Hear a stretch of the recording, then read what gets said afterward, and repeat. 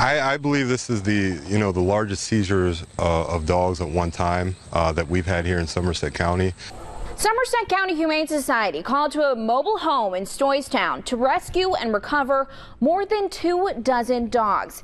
Investigators say those dogs were found living in deplorable conditions, now left in the care of the Humane Society. Carrie Corrado has more. The Somerset County Humane Society originally received a complaint for 6 dogs. Once they got there and started to remove them, they found 25, and the conditions, they say, were just horrible. It was, feces infested, urine infested. I mean, these poor dogs are, just running amok with each other.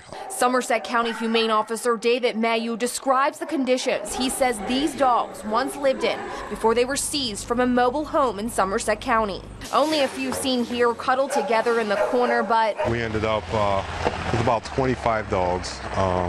There were puppies that were 3 weeks old that you couldn't even see. They were covered with debris. Mayu says the 25 dogs are all Spitzes, ranging from 3 weeks old to a 17-year-old female. It was obvious very quickly that this was a bad situation. You didn't know how much food they had, how much water they had.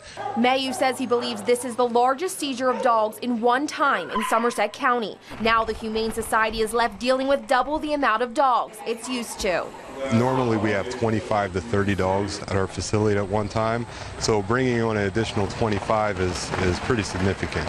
Treating each one with care, he says living conditions were horrible, but the dogs are left healthy considering the circumstances. They're going through a vaccination process as well as, their wormings.